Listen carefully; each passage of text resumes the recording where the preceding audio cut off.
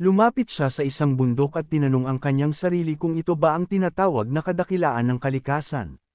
Sa mga sandaling iyon lang niya napagtanto ang kanyang kawalang kabuluhan at nagpasya siyang oras na para umakyat. Sinasabi na ang 1,000-year-old Jean Senador ay tumutubo sa tuktok ng bundok na natatakpan ng maraming katawan ng mga patay. Umalis si Shakian. Sa kalagitnaan ng tuktok, nagsimulang lumitaw ang mga katawan isa-isa. Hindi naintindihan ng binata kung bakit sila pupunta doon. Alam ni Shakian na may iba pang umaakyat sa malaking Snowy Mountain, at hindi yun magandang balita. Hindi inaasahan, napansin ni Shakian ang katawan. Alam niya na hindi niya dapat gawin iyon, at magkakaproblema siya sa pamamagitan lamang ng pagtingin sa kanyang mga damit. Ngunit hindi niya naisip na ito ay magiging lama mula sa Potala Palace. Nagpasalamat ang lalaki kay Sakan sa pagliligtas ng kanyang buhay. Isang grupo ng mga martial artist sa labas ng Zhongyuan ang nagsasanay ng mga walang sandata na martial arts. Naninirahan sila sa isang templo sa rehiyon ng Shijin. Tinatawag silang mga lama dahil nagmula sila sa iba't ibang paksayon at may iba't ibang pananaw. Gayunpaman, mayroon silang isang napaka-questionable na moral code. Ang kanilang mga layunin ay batay sa masamang intensyon. Ito ay lalo na totoo sa mga lama ng Potala Palace. Sila ay napaka-agresibo na sinubukan nilang umatake sa Zhongyuan ng ilang beses. Pagkatapos ay iminungkahi ni Shakian na ang bawat monghe ay dumaan sa kanyang sariling paraan, ngunit pinigilan siya ng monghe at tinanong kung bakit siya nagmamadali. Sinabi ng monghe na hindi niya maaaring hayaan si Shakian na umalis ng walang kabayaran. Sumagot si Shakian na hindi na kailangang bayaran siya. Tinanong ng monghe kung ayaw ni Shakian na akyatin nila ang bundok ng magkasama. Tinanong siya ni Shakian kung nakikinig ba siya sa sinasabi niya. Tinanong ng monghe kung ito ang kanyang unang pagkakataon na akyatan ang bundok. Sinabi niya na kung isasama niya ang malungkot na matandang monghe, ipapakita niya sa kanya ang daan. Hindi alam ni Shakian kung ano ang gagawin. Nakita niya na ang matanda ay mas mahina kaysa sa kanya.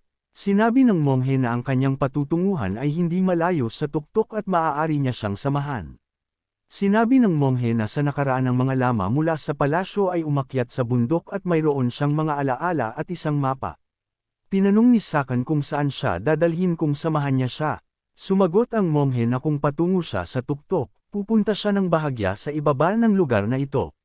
Pumayag si Shakian. Sa oras na ito, ang mga taong sumunod kay Shakian ay dumating sa kanilang pinuno, na nagtanong sa kanila kung bakit sila dumating ng walang dala. At nasaan ang carp ng walang hanggang apoy? At nasaan ang seven-horned serpent? Pagkatapos ng lahat, mula sa mga sungay nito, maaari kang gumawa ng 7 magagandang espada. At sa tulong ng lason, maaari niyang akitin ang elder ng Siyam na malalaking paksayon sa kanyang panig.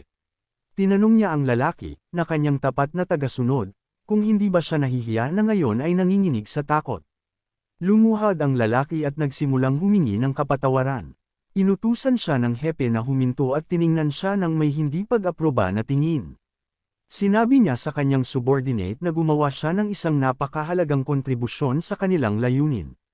Siya ay may kasanayan at kapaki-pakinabang, ngunit ang kanyang mga tao ay hindi. At sinabi niya na ang presyo ng kanilang buhay ay hindi katumbas ng isang uod. Sumang-ayon ang subordinate sa kanyang amo. At pagkatapos ay sinabi ng amo na umasa siya na hindi siya bibiguin. Sa panahon ng Yuan Dynasty, ang Lamaism ay ang relihiyon ng estado. Hindi na kailangang ilarawan ang kapangyarihan at impluwensya na hawak nito. Ang problema ay sinubukan ng mga lama na magkaroon ng mas maraming kapangyarihan at naghasik lamang ng pagkawasak sa paligid nila. Ito ang humantong sa kanilang pagbagsak. Ang Palapalas ay ang pinakasikat na templo, ngunit nakuha nito ang isang masamang reputasyon. Ang mga lama, lalo na ang mga mula sa Piala, ay labis pa ring mayabang at umiiwas sa dilim. Nagpatuloy si Shakian sa kanyang lakad kasama ang matanda at sinabi sa kanya na sa pagtingin pa lang sa kanya, napagtanto ng binata na ang matanda ay isang hindi pangkaraniwang tao. Sinagot siya ng matanda na kung ang isang tao ay nagkakamali, dapat niyang tanggapin ito at aminin ang kanyang pagkakamali. At kung hindi niya ito aminin, siya ay itali ng kanyang katangahan. Naisip ni Shakian na tila ang matandang ito ay may mga problema sa Potala Palace at malamang na binubuli doon dahil sa kanyang kakaibang personalidad. Napansin din ng lalaki na ang matanda ay dumating ng walang kasama at ipinapalagay na siya ay may mababang posisyon doon. Nagpa siya si Shakia na tanungin ng matanda kung bakit siya narito. Sumagot ang matanda ng walang pag-aalinlangan na siya ay narito upang panuurin ang mga tao na nagdurusa sa sakit. Hindi inaasahan ng binata ang ganoong sagot. Sinabi ng matanda sa kanya na kahit na mukha siyang tanga, hindi patas para sa kanya na sagutin ang mga tanong ng mag-isa. Sumagot si Shakia na mayroon silang mahabang daan sa unahan at dapat silang magmadali. Pagkatapos ay tinanong ng matanda si Sayaki ang kanyang pangalan. Sumagot si Shakia na hindi sila sapat na malapit upang magpakilala at iminungkahi na isipin ng matanda na sila ay dumadaan sa mga buwaya. Sinabi ng matanda sa binata na siya ay kasing lamig ng mga lama at nag-alok na tulungan si Saki na turuan ng init kapalit ng isang pabor. Tinanong siya ni Shakian kung hindi ba dapat siya ay manampa ng katahimikan at kung gayon, oras na para isagawa ito. Sa wakas, pagkatapos ng ilang sandali, nakarating sila sa lugar kung saan nagpasalamat ang matanda sa lalaki sa pagliligtas at pag-akay sa kanya. Bigla, napansin ni Saki ang mga katawan ng mga taong natatakpan ng nyebe. Ipinaliwanag ng matanda na sa Lamaism ay may batas ng maawang pagninilay o tinatawag din itong pagpapalitan ng ilang salita. Ito ay ang kumpletong kabaligtaran ng Zhongyuan breathing technique kung saan huminga ka ng positibong enerhiya at huminga ng negatibong enerhiya. Idinagdag din ng matanda na ang tong ay nagbibigay daan sa isang tao na huminga ng sakit na negatibong enerhiya at huminga ng kaligayahan na positibong enerhiya. Nagbibigay daan ito sa ibang tao na maging malusog at ang mga malusog na tao ay ginagawang mas malusog ang lahat. Sinabi ng matanda na ang Snow-Capped Mountain ay tinatawag ding Mountain of Death. Ito ay puno ng pagdurusa, hinaing, at pagsisisi. Ipinaliwanag ng matanda kay Shakia na dumating siya doon upang maranasan ito. Sinabi niya na, hihintayin niya ang binata sa lugar na iyon at ipinakita sa kanya ang daan. Pinagsama ni Sakin ang lahat ng mga kaganapan sa kanyang ulo at napagtanto na ang matanda ay si Tonkapa, isang taytanong relihiyosong figure at mangangaral. Nagpatuloy ang binata sa kanyang lakad at ang matanda ay nag-assume ng isang meditative pose. Bigla may isang tao na nagsimulang tumawag sa kanyang pangalan mula sa likuran. Sumagot ang matanda na tila nahulaan niya mula kay Galok. Tinanong niya sila kung bakit nila hinahanap ang matandang monghe na ito na si Sona. Ngumiti ang pinuno at tinanong ang matanda kung ang lamig ay nag-freeze sa kanyang utak o kung nabaliw siya, na nagpa siya na mamatay pagkatapos niyang maunawaan ang mga turo ni Buddha. Tumayo si Sunkap at hiniling na huwag siyang ilibing ng maaga dahil siya ay nasa maayos pa ring pag-iisip at kahit na matanda na siya, ang apoy ay nagliliyab pa rin sa loob niya. Nagalit na tumingin ang pinuno sa matanda at sinabi na ang lugar na ito ay magiging kanyang libingan. Tinanong niya kung bakit niya tinanggihan ang pagtuturo. Nagsimulang sumigaw si Sangka na ang Lamaism mismo ay mali. At nakabaon sa 3 lason, ang Lamaism ay hindi na nakakakita kung ano ang tama at kung ano ang mali. Niyakap ito ng dilim. Hinarap ng matanda ang pinuno ayon sa ranggo at tinawag siyang ikalimang elder ng Sakya School at tinanong siya kung paano niya hindi nakita na nagsimula ang katiwalian ng Angkapsi ay naging karma pa ng Yuan Dynasty. Paulit-ulit na nasaksihan ng matanda kung paano sinabi ng mga alagad ng Lamaism na ang doktrina ay nagsasaad na sa sandaling magkaroon ng anak ang isang tao, dapat siyang magampon ng celibacy. Ngunit kung walang anak, maaaring malayang makipagkita sa mga babae. Ipinaliwanag ng matanda na ang Sakya School ay nagtuturo na dapat iwanan ang makamundo at makamit ang kaliwanagan at pagkatapos lamang ay magbubukas ang landas patungo sa nirvana. Ngunit itinuturing ni Sankapa na ito ay kahangalan dahil ang daan patungo sa nirvana ay babukas lamang sa pamamagitan ng matinding pagsasanay. Ang diskarte na ito ay salungat sa Bhavakra at dinudungisan ang landas patungo sa kaliwanagan. Sinabi ng matanda sa hepe na ang kanyang landas patungo sa kaliwanagan ay mali at tinanong siya kung paano niya inaasahang makamit ito. Sumigaw ang hepe sa kanya na tumahimik. Pagkatapos ay tinanong ni Sakapa sa kanya kung ano ang tungkol sa 10 batas ng Shaolin. Pagkatapos ng lahat, sa pamamagitan ng pagmamana ng kanyang posisyon, ang pinuno ay maaaring iwasto ang kawalan ng batas at kalaswan sa Sakya School. At sa halip na alisin ang mga ito, hinayaan niya ang mga ito na dumami at lumaki. Isinasaalang-alang ni Sangka na ito ay mali. Nawalan ng pasensya ang pinuno at nagsimulang sumigaw na hindi ba niya sinabi sa matanda na tumahimik. Ipinaalala niya sa matanda na may mga batas na dapat sundin at mga Buddhist scriptures na dapat pag-aralan. Tumugon si Sangka sa pagsasabi na isang araw ang isang matigas na linya ng politika ay kailangang gamitin kung hindi man ang Lamaism ay palaging magkakaroon ng masamang reputasyon. Nagsimula ang laban. Nagsimulang gamitin ng pinuno ang pamamaraan laban sa matanda. Bigla may isang tao na nag-utos sa kanya na huminto dahil hindi siya ang boss dito. Lumingon ang pinuno at nakita ang isang lalaki sa harap niya. Tinanong niya kung sino siya. Sumagot si Saka na siya ay isang libot-libot na estetiko. Mabilis na inis-ikaso ng binata ang pinuno. Nagulat si Sangka at tinanong siya kung hindi ba siya nagpatuloy sa kanyang negosyo. Sinabi ng matanda na maaari nilang maintindihan ang isa't isa at magkasundo. Bagaman ang asceticism at Buddhist teachings ay magkaiba, hindi inisip ni Sangka na magkaroon ng kaibigan mula sa Xuan. Bigla, narinig ng mga lama na naruroon na tinalikuran ni Sanapa ang mga turo ng Lamaism at nagdala ng isang tao mula sa Siaon. Sumagot si Xiao na ang kanyang mga eardrum ay malapit ng pumutok at tinanong ang mga lama kung papatayin ba talaga nila sila sa pamamagitan ng pagdulot ng isang avalanche. Sa oras na ito, naisip ni Xiao na sa paghuhusga sa kakaibang karakter ni Sona, inaasahan niya ang isang bagay na tulad nito, ngunit hindi niya maisip na gusto siyang patayin ng ibang mga monghe. Tinanong ng binata ang monghe kung kailangan niya ng tulong. Tumawa si Sangka at tinanong siya kung hindi ba sila mga buwaya lang. Tiningnan siya ni Saeko niya nang may pagbabanta at tinanong muli kung gusto niya ng tulong mula sa kanya. Tiningnan ni Sangka si Saka nang may awa at humingi ng tulong. Agad na lumipad ang binata at inatake ang lama. Hindi inaasahan ng mga lama ang ganoong pagliko ng mga kaganapan. Naisip nila na walang sinuman ang magtatanggol sa matanda. Sumigaw ang lama kay Sakkin, paano mo nagawa ito? At itinaas ang kanyang espada laban sa lama. Pagkatapos ng ilang segundo, nagawang talunin ni Saka ang lama. Tinawag ng mga alagad ng monghe na bastardo ang lalaki at tinanong kung paano siya naglakas loob na patayin ang kanilang guro. Pinuntahan nila ang binata. Tiningnan sila ni Shakian nang may paghamak at sinabi na sila ay isang grupo lamang ng mga tanga na monghe. Pinapatay ng lalaki ang isa-isa nang bigla may isang tao na bumaling sa kanya. Tinanong ng isa sa mga lama ang lalaki kung sino siya. Sinabi ng estranghero na narinig niya na ang martial arts ni Jan ay mas mahusay kaysa sa mga ordinaryong, ngunit hindi niya naintindihan kung paano siya lampasan ng ganoon ni Shakian dahil naabot na nila ang pinakamataas na antas.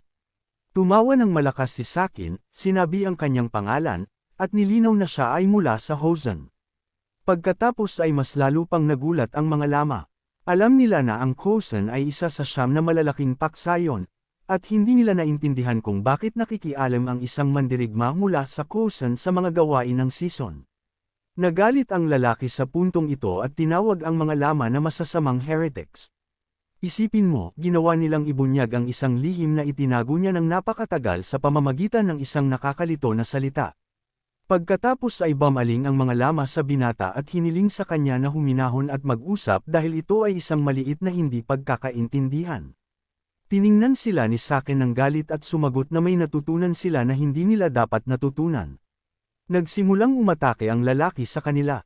Ang isa sa mga pinuno ng mga lama ay sumigaw na dapat nilang patayin ang lalaki. Ilang lama ang umatake kay Shakian. Ginamit ng isa sa kanila ang isang double attack, ngunit walang problema si Shakian na itaboy ito sa isang segundo. Hindi naintindihan ng pinuno kung ano ang nangyayari dahil ito ay isang double attack kung saan inilagay niya ang lahat ng kanyang lakas, nanganganib na magkaroon ng panloob na pinsala. Sa totoo lang, hindi nila naintindihan kung paano nagawa ng lalaki na harangan ang double sword attack nang hindi gumagamit ng anumang chi. Tiningnan ng mga lama ang isa't isa. Hindi nila maintindihan kung anong uri ng kalokohan ito. Paano si Shakian ay maging isang sword master sa edad na ito? Pagkatapos ng ilang segundo, natalo ni Xiao ng lahat habang si Sanapo ay nanunood mula sa gilid ng may pagkamangha. Tiningnan siya ni Sakhan at sinabi na hindi niya ito ginawa ng may mabuting hangarin. Ngunit dahil ang mga lama ay kumilos na parang gusto nilang makipag-usap, ngunit naghahanap sila ng magandang pagkakataon upang patayin siya. Nalaman ito ni Shakian mula sa kanyang nakaraang buhay. Kung kinakailangan na kumilos ng may paghamak sa kabaitan, Kung gayon kinakailangan na tingnan ng mas malapit ang kalaban kung hindi ay sasamantalahin niya. Ang pagiging walang muwang. Nagpatuloy si Sakan at Sangka sa kanilang paglalakbay. Sinabi ng matanda na ang Nigma ay binubuo ng mga pari at mayayamang tao kung kaya't tumaas ang krimen at hindi ito maaaring maging isang maimpluwensyang organisasyon. Sumagot si Saki na sa Juan ay interesado siya sa Buddhist teachings ngunit ang marinig ang tungkol dito sa Zizing ay simpleng isang bagay. Nagpatuloy si Sangka sa pangungulit sa binata na ibinabahagi ang kanyang mga hinala na siya ay binubuli dahil siya ay minamaliit bilang isang mahinang matandang lalaki. Sumagot si Saka na napapagod na siya sa ganoong usapan. Ngumiti si Sakupa at nangako na titigil sa pagloloko at magsisimula ng kumilos ng seryoso. Ngunit bigla ay bumaling ang matanda sa binata at tinanong kung sino siya. Lumingon si Shakian at tiningnan ng may pagbabanta ang matanda. Nagpatuloy si Sangka na ang lahat ng mga lama na nakipaglaban siya 2 oras na ang nakakaraan ay mula sa pag-alapalas at medyo marami sa kanila. Ipinaliwanag ng matanda na hindi pa siya nakarinig ng ganoong mga martial artist, lalo na sa kanyang 20s. Ang ganoong pagiging bihasa ay imposible lang. Sa oras na ito, si Shakian ay tumingin lang kay Sangka nang may pagkalito. At pagkatapos ay tinanong ng matanda kung posible bang si Xiaon ay isang muling bumalik na master. Sa isang segundo, lumaki ang mga mata ni Shakian, ngunit agad siyang tumawa ng malakas at sinabi sa matanda na kung sasabihin niya ang isang bagay na tulad nito muli, iisipin ng mga tao na nababaliw na siya. Tiningnan lang ni Starkey ang binata ng may pagkalito. Pagkatapos ay binago ni Shakian ang paksa at sinabi na binibigyang diin ang paggawa ng mga pabor, pagkimkim ng mga saman ng loob, at paghihiganti. Nagpatuloy ang binata na iniligtas niya ang buhay ni Sun Cup at sa makatuwid ay gusto niya na ang nangyari ngayon ay manatiling lihim. Sumagot ang matanda na medyo madali itong gawin, ngunit nag-aalala siya na wala na siyang magagawa pa upang bayaran ang lalaki na nagligtas sa kanyang buhay ng 2 beses. Sumagot si Shakian na babayaran niya ang unang pagkakataon sa pamamagitan nito at ay lalaan niya ang ikalawang pagkakataon para sa iba pang bagay. Nilinaw ng binata na sa hinaharap ay tutulungan ng matanda si Xuan o siya kung may panganib. Sumagot ang matanda na ang tao ay sakam sa likas na katangian, ngunit nagulat siya na si Shakian ay nagsalita tungkol sa pagpapanatili ng kapayapaan ng walang kaunting pag-aalinlangan. Nag-alinlangan si Shakian na maaari niyang hilingin sa matanda na turuan siya ng mamudra. At sigurado siya na wala rin siyang himalang lunas. Sinabi ni Sun Kupo na kung may panganib sa Juan, kahit walang pahintulot ng palapalas, sumusumpa siya sa pangalan ng lama na tutulong siya ng walang pag-aalinlangan. Sa wakas ay nakarating sila sa isang karaniwang denominador at nagpatuloy sa kanilang lakad. Dumating ang gabi at bumaba sila mula sa bundok. Sinabi ni Xiaon sa monghe na ito na ang katapusan at ang bawat isa ay pupunta sa kanyang sariling paraan. Nais nila ang isa't isa ng ligtas na paglalakbay at hiniling ng matanda sa binata na alagaan ang kanyang sarili. Naghiwalay ng landas si Shakian at ang matanda. Sa pagbaba, sinubukan ni Shakian na alalahanin ang pangalang Sun Apa. Tila napaka-pamilyar nito sa kanya. Bukod kay Jan at sa iba pang 3, wala siyang gaanong alam tungkol sa mga makapangyarihang paksayon. Umaasa si Shakian na ang pagliligtas sa monghe na ito ay hindi magbabago sa hinaharap. Nagpatuloy ang lalaki sa kanyang lakad, nakakita ng isang medyo maaliwalas na kuweba, at nagpa siya na magmeryenda. Naisip niya na kailangan niyang gumamit ng napakaraming lunas. At sa lalong madaling panahon ay matatawag na siyang hari ng gamot. Napagtanto ni Shakian kung gaano kaganda na malaman ang hinaharap. Sinipsip niya ang milagrong lunas at pagkatapos ay nagsimula na. Gumamit si Shakian ng mga pamamaraan upang mapabuti ang kanyang kasanayan sa tool na ito. Naintindihan niya na hindi siya dapat magmadali dahil puno ito ng panganib.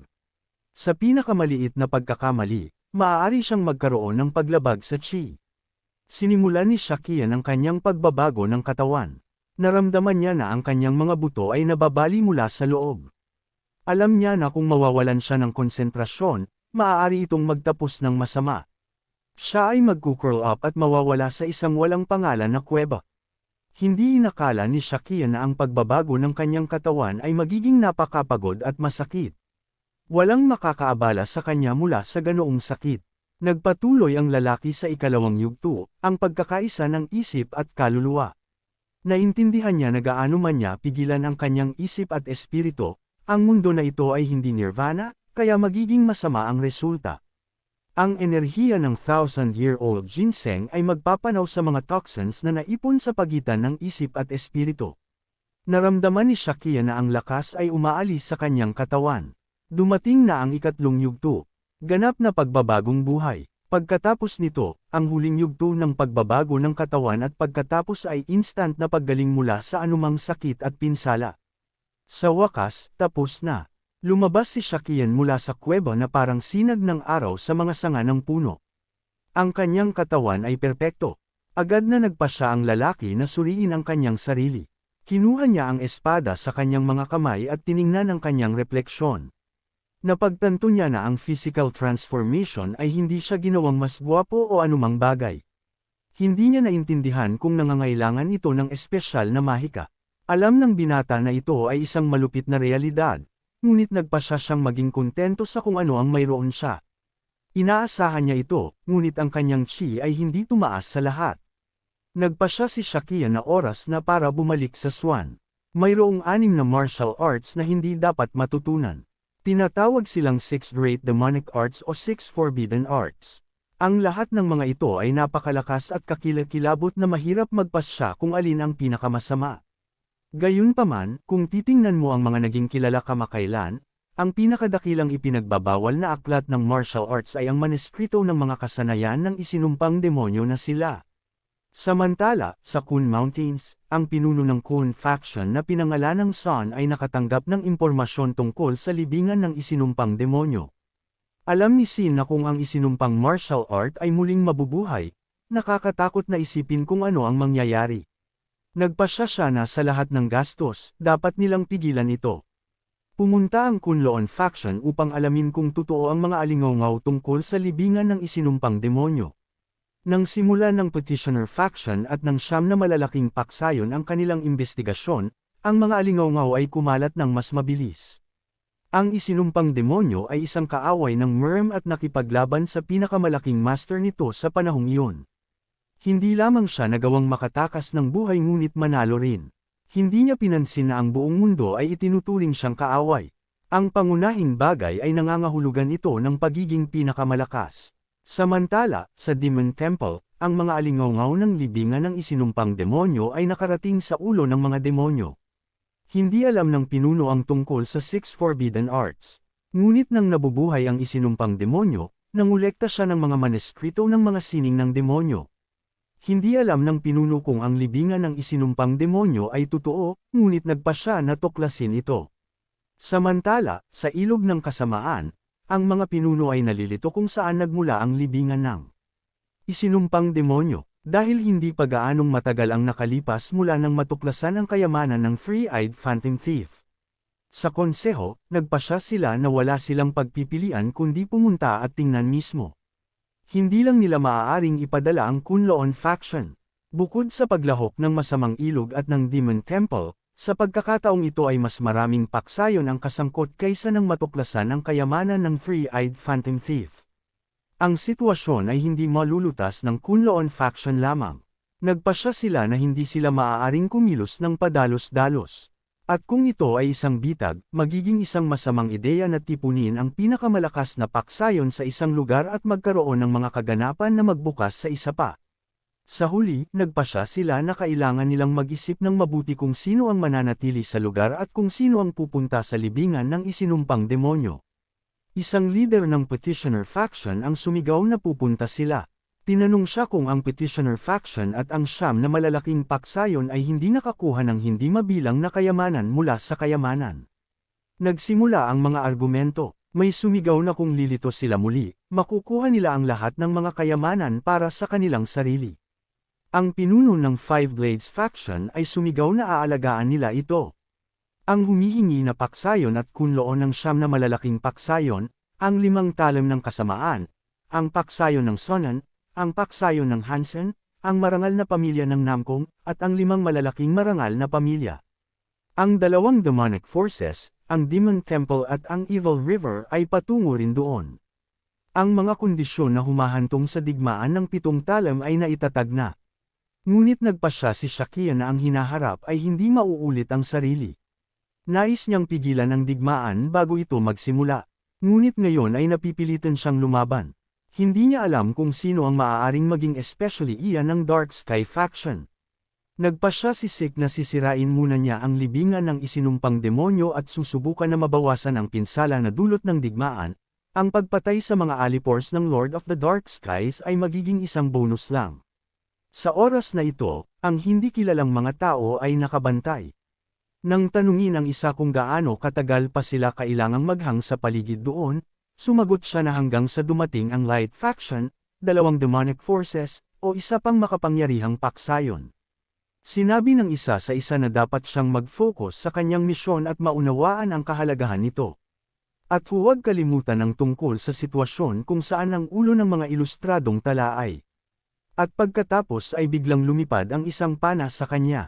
Agad na nagsimulang sumigaw ang isa na inatake sila, ngunit ang kanyang lalamunan ay pinutol kaagad. Ito ay negosyo ni Shakian. Ang mga taong ito ay mga tao mula sa Dark Sky faction. Hindi alam ni Shakian na mayroon silang napakalinaw na pakiramdam na hindi mapapansin ng iba. Agad na dumating ang iba upang tumulong. Inasikaso ni Saki ang mga ito isa-isa. Sa wakas, mayroon na lang na 7 sa kanila. Ang lalaki ay nagbiro pa na ito ay isang pagkakataon lamang, ngunit ang kanilang pangalan, ang 7-Star Squad, ay ganap na akma ngayon. Agad na inutusan ng pinuno si Shakian na kunin ang buhay. Tinukoy niya na maaari nilang putulin ang kanyang mga braso at binti ngunit kunin siya ng buhay. Bumaling ang pinuno sa binata at sinabi na kung susuko siya ng buhay at sasabihin ang lahat ng alam niya, papatayin siya ng walang sakit. Tinanong siya ni Shakian kung sino siya upang gumawa ng ganoong mga desisyon.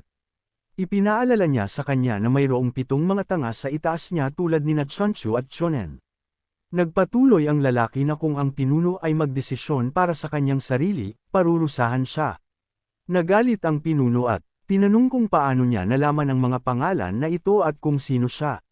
Gayunpaman, sumagot si Shakon na siya ay isang libot-libot na mandirigma lamang. Pagkatapos nito, agad siyang sumalakay. Mabilis siyang inisikaso ni Shakian at dumating sa conclusion na ang mga tao ay napakalaswa sa lahat ng oras. Bigla, inatake siya ng isa pang kalaban mula sa likuran. Pinahalagahan ni Shakian ang kanyang medyo magandang pag-atake at pinahalagahan pa ang kanyang nakakalason na palad. At pagkalipas ng 1 segundo, tinalo niya ito. Dinampot ng binata ang kanyang sandata at napagtanto na ito ay ang Triple Fury ng 10,000 Green-Eyed Poison Arts. Tiningnan ni Shakian ang mga natitira at sinabi sa kanila na ang kanilang hitsura ay nagbalik ng mga alaala. Alam ng binata na ang mga ito ay mga sundalo mula sa 7-Star Squad ng Dark Sky faction. Ang Dark Heaven faction ay may maraming sangay bukod sa Illustrated Records branch. Ang 7-Star Division ay may pinakamaraming tao. Sila ay nagpakadalubhasa sa lahat ng may kaugnayan sa martial arts at ang bawat isa sa kanila ay isang first-class warrior. Ang 7-Star Division ay tumanggap lamang sa pinakamahusay. Sa panahong iyon, si Shakian ay hindi katumbas ng iba pang Hosen faction masters, lalo na ang 7-Star Division. Sa paggunita, ang sitwasyong ito ay hindi maiisip. Sinabi ni Shakian sa mga sundalo at sa iskuwad na sila ang kanyang nakaraan at ngayon ang kanyang kasalukuyan at ang kanyang hinaharap. Inasikaso ng binata ang lahat at nagpasya na oras na para bumalik. Alam niya na dahil sa katanyagan ng Sword Art 24 na Plumpeedle, magkakaroon ng mga problema kung mag-iiwan siya ng mga bakas.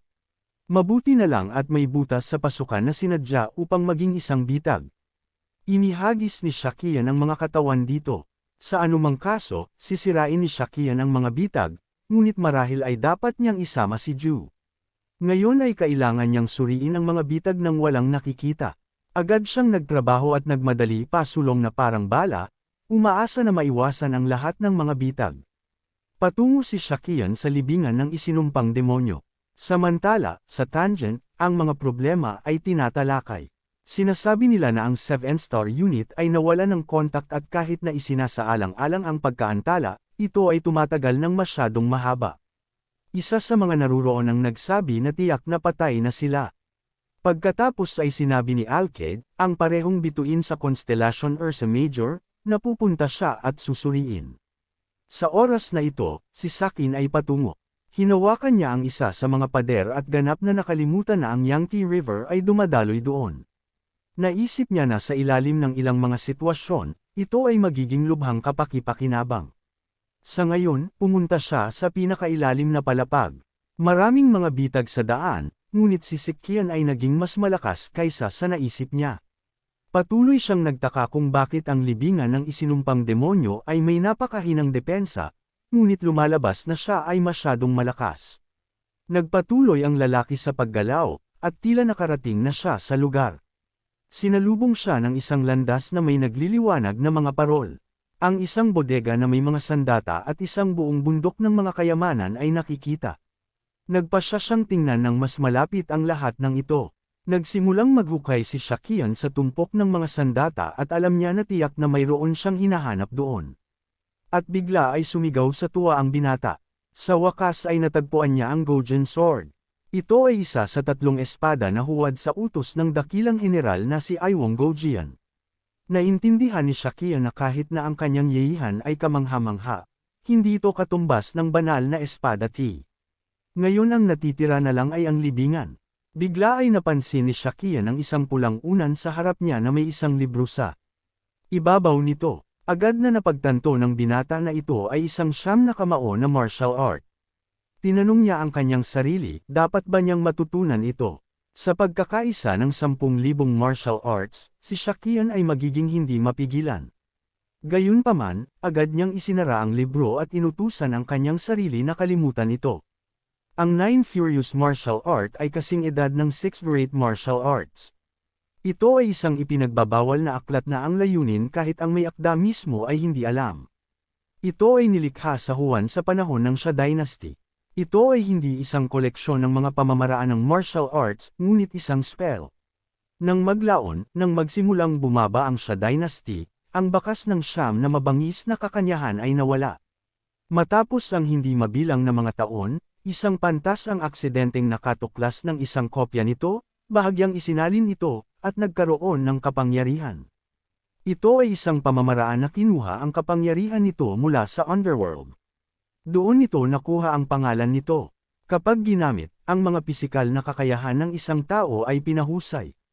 Nagbibigay ito sa kanya ng napakalaking lakas at regenerative na kakayahan ng pinakadakilang demonyo mula sa underworld, ngunit nagbibigay lamang ito ng isang pansamantalang epekto. Sa loob ng wala pang isang buwan, ang katawan ng isang gumagamit nito ay ganap na nagbabago. Ang pagbabago ay hindi eksaktong tamang salita. Mas tumpak na sabihin na ang mismong kalikasan ng isang tao ay nagbabago. Ang lalaki ay binibigyan ng kapangyarihan, ngunit nagsisimula siyang maging isang demonyo. Sa wakas, sa huling yugto ng pagbabago, ang tao ay ganap na nagiging demonyo. Unti-unting nawawala ang pagkatao. Ito ay tulad ng paggamit ng dark martial arts. Sa huli, ang practitioner ay tumitigil na maging tao. Nagpasya si Sikian na dapat lang niyang kalimutan ito at kunin lamang ang pinakamahalagang bagay. Kaya, ginawa niya, kinuha ang lahat ng kailangan niya at umalis. Sa daan, tinapik niya ang mga pader at nakarinig ng isang kakaibang tunog sa isa sa mga pader. Naisip ni Sikian na dapat may mga daluyan ng tubig na tumatawid sa lugar na ito. Agad niyang kinuha ang kanyang espada at ginamit ang unang pamamaraan ng Purple Mist Divine Art. Salamat sa pamamaraan na ito, nagawa niyang putulin ang pader at lumabas. Gayunpaman, ang libingan ay nanatili sa isang napaka-hindi kaakit-akit na estado. Kinabukasan, dumating si Grandmaster Hansen sa libingan kasama ang kanyang mga tao. Hindi niya maintindihan kung ano ang nangyari doon. Tinanong niya ang kanyang mga subordinate kung ito ba talaga ang lugar at kung nililinlang ba siya. Sumagot ang subordinate na nang dumating sila ay nasa estado na ito ang libingan. Bigla ay sinabi ng first class master ng tingan na pinangalan ng anak sa kataas-taasang master na kahit isang bata ay maaaring maunawaan ang lahat dito. Sumagot ang kataas-taasang master na kung hindi niya ipapaliwanag ang lahat ng detalyado kaagad, hindi niya siya patatawarin. Ngumiti si Song at tinanong si Mid kung ano ang iniisip niya tungkol dito. Tiningnan niya siya at sumagot na hindi siya narito upang sagutin ang kanyang mga tanong at hiniling na makipag-ugnayan lamang sa kanya kung mayroong isang bagay na tatalakayin kung hindi ay puputulan niya ang kanyang dila. May isa pang tao na naruroon sa likod nila at pagkatapos makita ang nakita niya ay nagpunta siya upang magulat sa kanyang pinuno tungkol sa kung ano ang nangyari. Nang dumating siya at sinabi ang balita, agad siyang sinaktan ng pinuno nang may ganoong lakas na ang kanyang noo ay nabali. Ipinaliwanag niya sa pinuno na nagtalaga sila ng ilang mga sundalo mula sa 7-star squad sa libingan. At 2 araw bago dumating ang mananaliksik, nawalan sila ng kontak sa kanila.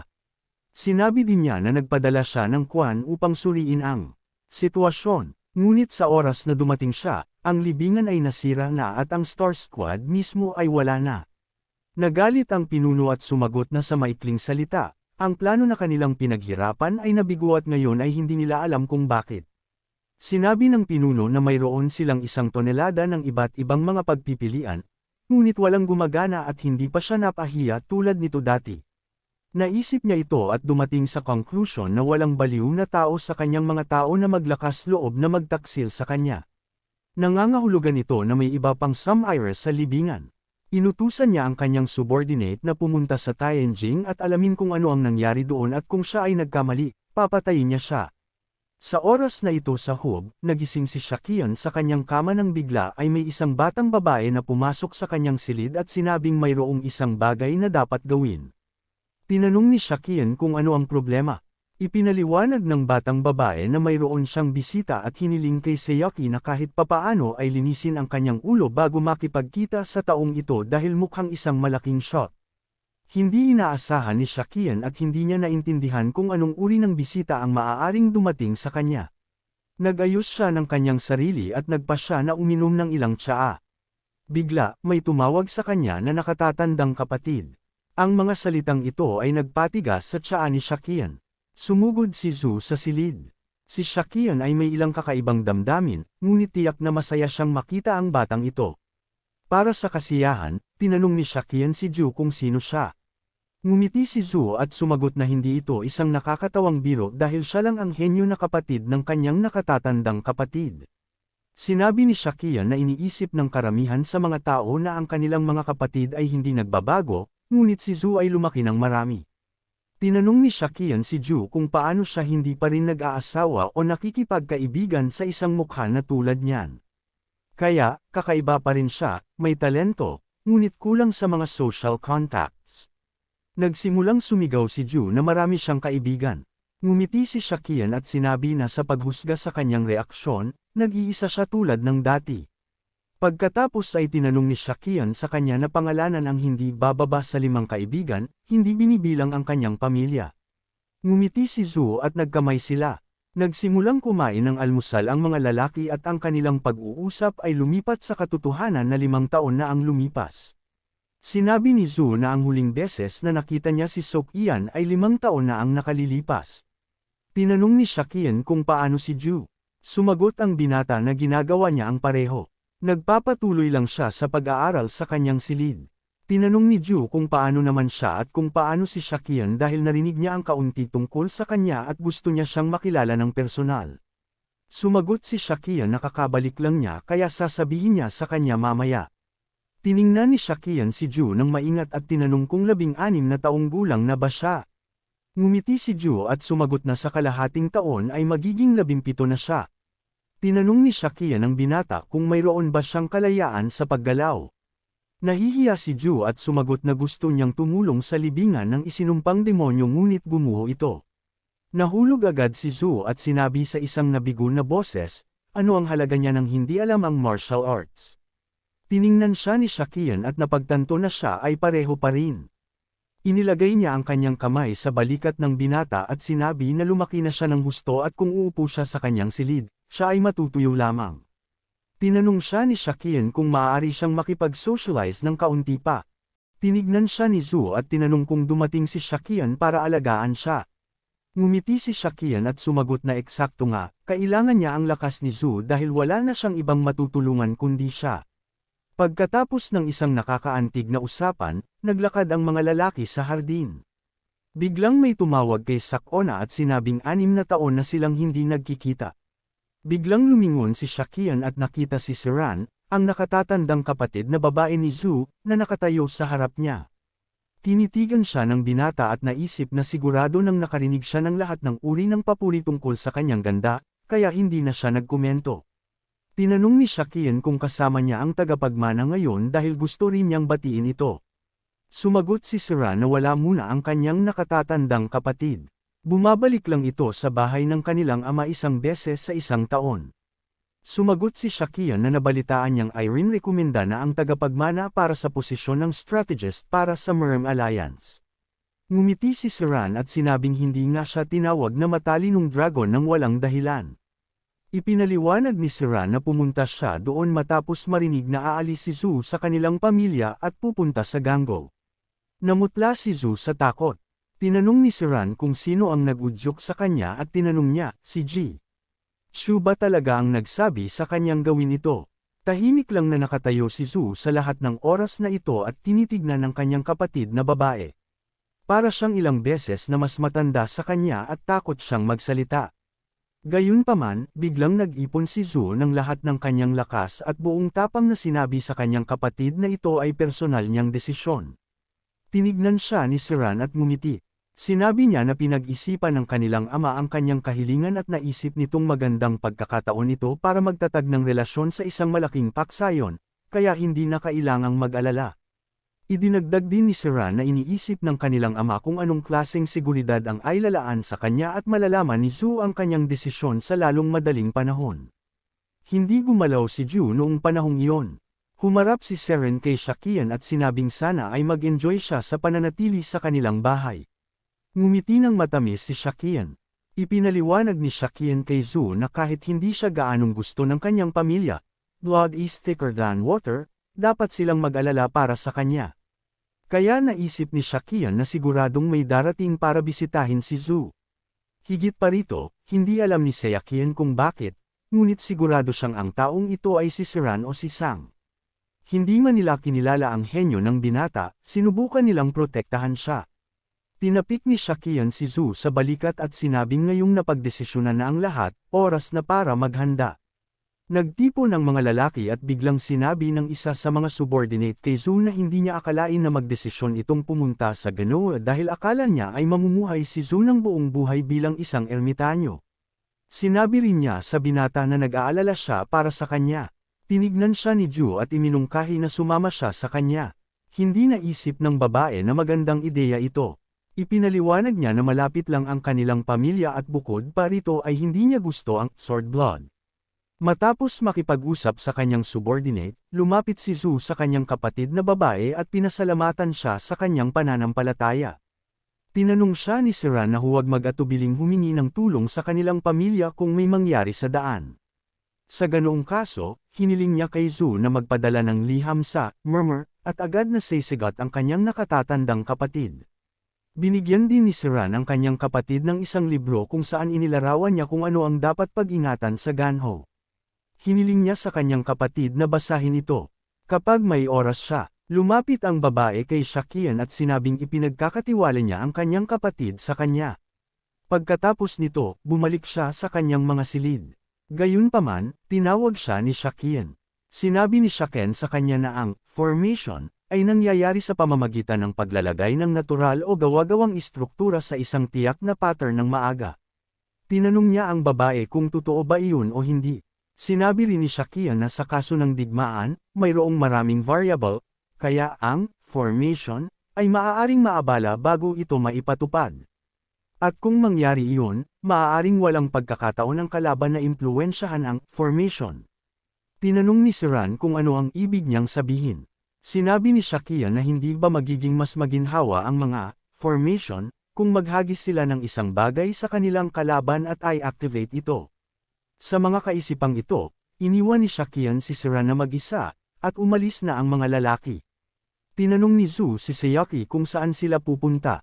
Sumagot si Saka na pupunta sila sa Shandong. Tinanong ni Zhu kung bakit sila pupunta doon. Mayroon ba silang negosyo sa Hongfu clan o sa Tungshin faction? Ngumiti si Shakian at sumagot na pupunta sila doon para makipagkita sa isang matandang kaibigan at dapat maalala siya ni Zhu. Nag-isip sandali si Zhu at sumagot na iyon nga ang mga ngalakal. Ngumiti si Shakian at sumagot na tama ito. Sinabi ni Zhu na marami siyang narinig tungkol sa kumpanya nito sa angkan at labis siyang ipinagmamalaki na ang bahagi ng perang inilagay ay sa kanya. Sinabi ni Shakian na maaaring hinala ang personalidad ni Lee, ngunit ang kanyang talento ay walang duda. Sinabi rin ni Shakian kay Zhu na magiging pangalawang tahanan niya ang Shandong mula ngayon. Kasama nina Xiaon at Zhu, sumama rin sa paglalakbay ang escort ng ama ng binata. Sa lahat ng oras na ito sa daan, naisip ng escort na baka tamad siya, ngunit ang pagpili na magbantay kay Zhu sa lahat ng posibleng tao ay tunay na kalupitan. Sa panahong ito, lumingon si Shakian at tinawag ang attendant sa pangalan. Tinanong niya si Ji, yung kung bakit mukha siyang masama. Sumagot siyang na ayos lang. Sinabi ni Shakian sa kanya na baka pagsisisihan niya ito, ngunit hindi siya dapat mag-alala dahil maraming beses niya itong pasasalamatan sa hinaharap. Sa panahong ito, iniisip ni Jan na kung alam lang niyang ganitong parusa ang naghihintay sa kanya, mas nagtrabaho sana siya ng husto. Naisip ni Shakian na ngayon, nagsisimula na talaga ang lahat. Sa kanyang isip, gumawa siya ng isang tunay na plano. Nagpasya siyang tipunin ang kanyang mga puwersa sa Jihon, Shandong, at harapin ang Dark Heaven faction. Ito ay hindi masamang lugar mula sa isang estratehikong pananaw. Maraming hindi nagagamit na mapagkukunan tulad ng mga mina, lupang sakahan, at seafood, at ang konsumo ay ginagawang angkop ang lugar na ito para sa kalakalan. Alam ni Xiaoqian na kailangan niyang isipin ang mga posibleng mangyayari sa hinaharap at gumawa ng unang hakbang. Samantala, halos narating na ng mga lalaki ang kanilang destinasyon. Sa panahong ito, iniisip ng mga ngalakal na ang pera ay isang bagay na patuloy na gumagalaw. Sa halip na gamitin ang pera para sa kasiyahan sa sarili, mas mabuting gamitin ito para kumita pa ng mas maraming pera. Biglang may nagsabi sa mga ngalakal na ang kanyang tawa ay pareho pa rin. Lumingon si Lee at nakita si Shakian na nakatayo sa harap niya. Agad siyang sumugod sa kanya na may mainit na yakap. Maingat siyang tinitigan ni Shakian at napagtanto na ang dami ng oras ang lumipas at isipin na si Lee ay hari na ng mga ngalakal. Sinabi ng binata sa mga ngalakal na itaas ang kanyang ulo dahil hindi sila makakapag-usap kung nakatitig siya sa sahig. Ipinaliwanag ni Lee na sinusubukan lang niyang ipakita ang kanyang paggalang at sinabi kay Shakian na hindi siya nagbago sa paglipas ng mga taon. Sa panahong ito, nakatayo si Zhu at maingat na sinuri ang mga ngalakal. Hindi niya maintindihan kung anong uri ng mahimalang paraan ang kinakain ni Lee. Kaya naman nagbago siya mula sa isang payat na kalansay at naging isang matabang lalaki. Iminungkahi ni Shakian sa puntong ito na lumipat sa pangunahing paksa. Sinabi niya sa mga ngalakal na malapit na silang mga ilangan ng armas. Ibinahagi ng mga ngalakal ang kanyang mga obserbasyon kay Sakin. Sinabi niya na pinaghihinalaan niyang may darating na digmaan at naramdaman niyang kailangan ng gamot. Inalok ng mga ngalakal ang kanyang tulong. Sa panahong ito, hindi naiintindihan ni Zhu kung talagang magtitiwala si Shakian kay Lee ng ganun kadali. Ipinaliwanag ni Lee na naamoy niya ang pera at hindi pa siya nabibigo. Sinabi niya na ang pagkuha ng pera, armas, at gamot ay magiging isang piraso ng cake para sa kanya. Ngunit ang pagkuha ng mga tao ay isa pang kwento. Sinabi ni Shakian na kailangan nila ng mga taong may kasanayan sa martial arts. Kahit mga mersenaryo ay gagana. Sinabi ni Lee na ang pamumuno sa mga tao ay kanyang espesyalidad. At sinasabing kahit isang multo ay maaaring kontrolin sa pera. Kaya dapat magtiwala si Shakian sa kanya. Samantala, ang Dark Heaven faction ay nagkaroon ng panukala na dapat silang maglabas ng bagong kagamitan para palitan ang luma, lalo na ang Blood Monk technique. Hindi lahat ng naruroon ay nagustuhan ng ideyang ito dahil masyado itong naiiba sa orihinal na plano. At ang Shaolin Monastery ay hindi magpapabaya. Sino ang Bloody Monk? Isang fighting monk ng Shaolin Monastery. Siya ay isang henyo na sumipsip ng lahat ng kaalaman na kanyang natanggap. At ang monastery ay mapagbigay na nagbigay sa kanya ng pahintulot na gamitin ang aklatan sa templo. Ang pagnanais ng Bloody Monk na magmaster ng mga bagong martial arts ay napakalakas na ginamit niya kahit ang isang ipinagbabawal na libro sa aklatan.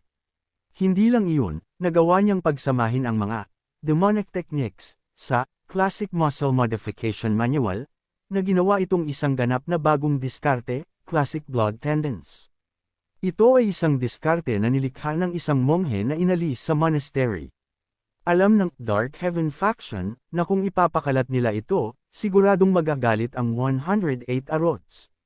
Ang mga Arots ay nakakainis sa ilan sa Dark Heaven faction, ngunit hindi sila makakagawa ng dagdag na hakbang, kaya hindi ito masyadong nakakaabala sa faction. Dumating ang faction sa isang nagkakaisang desisyon at kung sino man ang magpapabagsak sa kanilang plano ay mamamatay sa masakit na kamatayan. Sa panahong ito, nakakuha si Shakian ng isang hukbo. Sa ilalim ng kanyang utos ay mayroong 300 na marunong ng martial arts. Ang ilan ay mga mersenaryo. Ang natitira ay mula sa iba pang factions. Ipinaliwanag ng mga ngalakal na hinati nila ang mga lalaki sa 3 rehimen para mas madaling pamahalaan. Ang ikatlong rehimen ay binubuo ng mga bagong recruit na lalaki. Ang pangalawa ay mula sa mga martial arts masters na nakalagay sa iba't ibang punto sa loob ng kanilang faction. Mayroon silang mas mahusay na pinagmulan o mas malakas sila kaysa sa mga nasa ikatlong rehimen. At ang unang rehimen ay ang elite. Ang 10 pinakamalakas na mandirigma ay nagbibigay ng mga utos sa kanilang sariling mga koponan at nasa ilalim ng direktang kontrol ng mga ngalakal. Matapos pakinggan ang lahat ng ito, napagpasyahan ni Shakian na ginagamit nila ang kanilang mga kahinaan para makuha ang kanilang katapatan. Parang blackmail, pero hindi nakakamangha. Sinabi ni Sakan sa mga ngalakal na mula ngayon, siya ang mamumuno sa ikalawang rehimen. Sinamahan ng mga ngalakal ang binata sa rehimen at ipinakilala siya bilang bagong commander. Gayunpaman, hindi masyadong masaya ang mga mandirigma nang marinig ito dahil masyadong bata si Shakian. Binomba ng mga tanong at panunumbat ang mga ngalakal tungkol sa pagiging mula sa isang sikat na faction ni Shakian. Ngunit ano ang maituturo ng isang walang karanasan na kabataan sa kanila? Inutusan ng mga ngalakal ang lahat na tumahimik kaagad at ipinaliwanag na ang lalaking ito ay maaaring isang God of Martial Arts.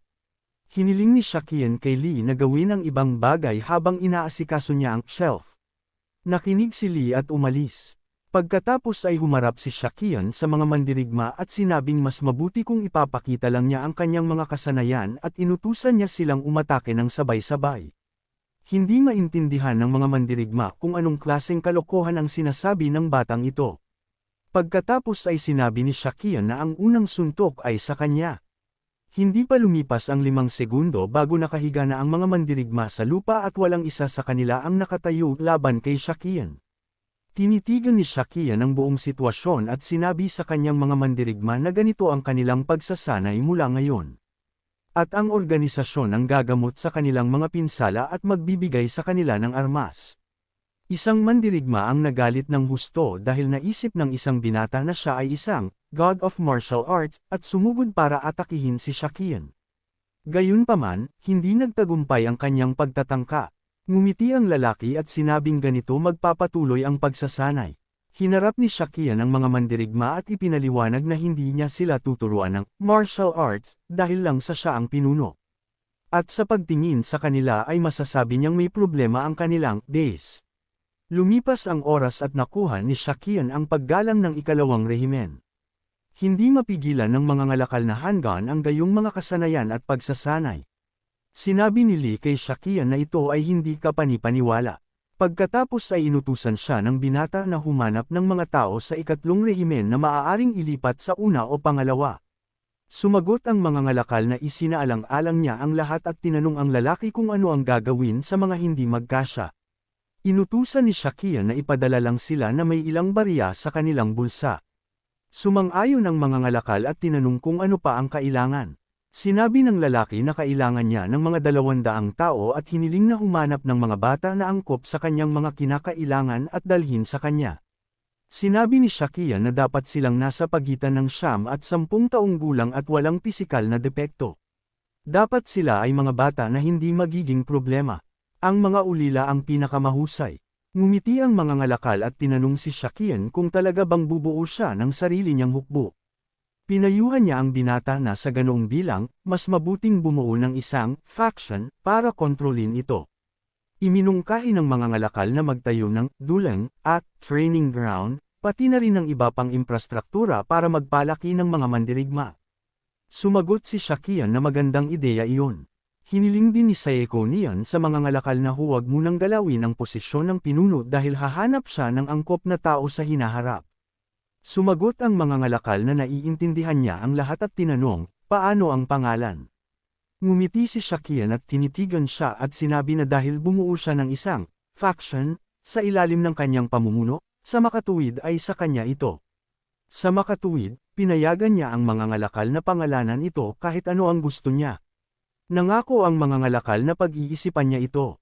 Alam na alam ni Shakian kung ano ang tatawagan ng mga ngalakal sa faction, dahil hindi ito ang unang pagkakataon na isang faction ang nabuo sa ilalim ng organisasyon. Ito ay dapat mangyari sa hinaharap at pinabilis lang ni Sek ang proseso ng kaunti. Nagpasya si Lee na tatawagan ang faction na Sword Faction. Gayunpaman, patuloy siyang nag-isip habang madalas sabihin ng Merchant King, ang pera ay kapangyarihan. Kumuha siya ng mga taong marunong ng martial arts at bumili rin ng iba't ibang diskarte. Isang faction na nilikha ng pera para sa kapakanan ng pera. At pagkatapos ay naisip ng mga ngalakal. Sumigaw siya ng malakas, ang paksayo ng gininto ang espada. Sa kanyang nakaraang buhay, may isang lalaki sa panig ng kalaban na sikat sa kanyang mga diskarte. Ang Sword Demon. Ang pangunahing layunin ni Shakian ay kunin ang Sword Demon mula sa pinuno ng Dark Heaven Faction. Pumunta si Shakian sa Sichuan, partikular sa Tang Clan. Hindi inaasahan ng Fire Phoenix ang gayong bisita. Nagpasya ang babae na pakainin ang bisita ng tsaa. Gayunpaman, agad na napagtanto ni Shakian na ito ay lasong tsaa. Sinabi ni Phoenix na tama siya at kung sino man ang uminom nito ay makakaranas ng hindi maisip na sakit sa tiyan. Ngumiti si Shakian at pinasalamatan siya sa mainit na pagtanggap. Tinanong ng lalaki kung ito ba ay paghihiganti para sa huling beses. Ngumiti si Phoenix at sumagot na normal na pagbati lang iyon. Tinanong niya ang binata kung bakit siya nagpunta mula sa Shandong. Nagulat si Shakian na alam ng babae kung nasaan siya. Sinabi ni Phoenix na hindi siya sumusubaybay sa kanya, ngunit alam niya ang pangkalahatang balangkas. Nakinuha ni Shakian ang kakaibang iyon mula sa Jaggle Clan at pumunta sa Gold Merchant Organization. Pagkatapos noon, hiniling niya kay Shakian na huwag isipin na interesado siya sa kanya. Ngumiti si Shakian at sinabing pumunta siya doon para bigyan siya ng pagkakataon na makabawi. Sinabi ni Phoenix na makikita niya kung sino ang magbibigay sa kanya ng pagkakataon. Pagkatapos ay tinanong ni Shakian kung kailangan nilang tumaya ulit. Nagalit si Phoenix. Pagkatapos ay kinuha ni Shakian ang kanyang espada at inilagay ito sa linya. At bilang karagdagan sa espada, naglagay si Shakian ng 1,000 gintong barya. Hindi na mukhang galit ang mga mata ng babae. Tinanong niya ang lalaki kung ano ang gusto niya. Pagkatapos ay sinabi ni Shakian na gusto niya ng isang poisonous phoenix. Hindi pa lumipas ang 1 segundo bago nagsabog ang babae ng lason sa kanyang mukha. Siyempre ay umiwas si Sek. Gayunpaman, tinanong ng babae kung kailangan niya ng race eta. Sumagot si Shakian na tama ang lahat at mas mabuti pa, isang panlunas. Sumagot ang babae na dumating siya sa tamang lugar. Pagkatapos noon, sinabi ni Shakian sa babae na maaari niyang piliin kung ano ang taya. Tinitigan siya ng babae ng galit at sinabing nagkakamali siya kung naisip niyang mahuhulog siya sa kanyang pangungutya. Samantala, nagising ang punong matanda ng Tang Clan. Agad niyang naramdaman na medyo maingay sa umaga. Agad siyang sinabihan na dumating si Shakian. Inasahan na iyon ng matanda. Sinabi ng subordinate na maaari niya itong paalisan. Sinabi ng matanda na hindi na kailangan iyon dahil naglalakbay ang binata at dapat niyang i-enjoy ito sa ngayon. Pagkatapos noon, sinabi ng subordinate sa matanda na mayroon pang ibang bagay, lalo na ang batang ginang ay humihiling na magbukas ng isang pub. Idinagdag din ng subordinate na tumaya si Shakian. Hindi makapaniwala ang matanda na nagpasya si Hai na gumawa ng mas maraming bangkay. Samantala, isang babae ang lumapit kay Shakian at binati siya, sinabing ang kanyang pangalan ay Ching Ching at siya ang kanyang katulong sa pananatili dito. Sasamahan din siya sa family pub. Tinanong ni Shakian kung anong klaseng pub ito. Pagkatapos ay sinabi ng lalaking kasama ni Ching Ching kay Seoki na sundin lang ang babae. Tinitigan ng lalaki si Shakian at hindi niya maintindihan kung paano siya nanalo laban sa ginang noong nakaraang beses. Ngunit, Alam niyang sigurado na hindi niya magagawang muli ang trick na iyon sa pagkakataong ito. Agad na napansin ni Shakian na tinitignan siya ng lalaking ito na parang isang kalaban. Nagbiro pa siya at sinabi kay Xingqing na magmadali habang sinaksak siya ng lalaking ito ng isang poisonous needle. Mas lalong nagalit ang lalaki. Hindi niya maintindihan kung gaano kababa ang tingin ni Xia Okon sa isang mandirigman ng Tang Clan. Sa daan, ginamit ni Shakian ang isang teknik kay Xingqing at ginawa siyang untouchable. Pagkatapos noon, iminungkahi niya na bilasan niya dahil magagalit ang kanyang amo. Ang mandirigman ng Tang Clan ay nababaliw sa galit sa panahong ito. Hindi niya maintindihan kung gaano katagal pa nilalay ni Xiao ng batang ginang. Biglang lumabas ang isang matanda at sinabi sa mandirigman na naiintindihan niya ang kanyang galit, ngunit dapat silang pumunta sa pub dahil naghihintay ang punong matanda. Agad na humingi ng paumanhin ang mandirigma sa matanda at ang matanda mismo ay sinusuri si Shakian sa panahong ito. Napansin niya na ang lalaki ay hindi lang maayos na sumalo sa murderous aura, kundi pinuprotektahan pa ang mga tagapagsilbi. Naiintindihan ng matanda na mahirap gawin ito na nangangahulugang hindi lang sa purong swerte niya natalo ang batang ginang. Sinabi ng matanda kay Shining na mauuna siya at hayaan siyang ihatid si Xiao Chong. Isinaalang-alang ito ng babae. Sa daan, tinanong ni Shakian si Xingqing kung anong klase ang Tanglan Pub. Sinabi sa kanya ni Xingqing na ito ay isang pub sa gusali ng angkan at karaniwang sarado. Idinagdag din ng babae na mayroon lang dalawang dahilan kung kailan ito binubuksan. Ang una ay kapag binabati ang isang bisita at ang pangalawa, ito ay kapag maghihiganti ang Tang Clan sa isang tao. Tinapos ng babae ang kanyang kwento at lumapit sila sa matataas na pintuang kahoy. Binuksan ni Xingqing ang pinto at nakita ni Shakian ang isang pulutong ng mga sumisigaw na tao. Sumisigaw sila, uminom at mamatay. Uminom at mabuhay. Nakita ni Shakian ang isang mesa sa gitna ng silid at si Ginang. Hai ay nakaupo sa isang dulo ng mesa. Ang upuan sa kabilang dulo ng mesa ay para sa kanya. Sa puntong ito, naalala ni Shakian ang Tanglan Pub Myth. Kung ang layunin ng paghihiganti ng Tanglan ay makatakas, habulin siya hanggang sa huli. Ang kalaban ng Tang Clan ay hindi dapat umiral sa mundong ito. Umupo si Shakian sa mesa at sinimulan ni Ginang. Hay na ipaliwanag ang mga patakaran ng laro sa kanya. Ipinaliwanag ng babae na ang laro ay medyo simple. Inabot niya sa kanya ang isang sisidlan na may likido. Uminom at mamatay o uminom at mabuhay. Like, comment, share, and subscribe naman dyan mga ito go. Maraming salamat po.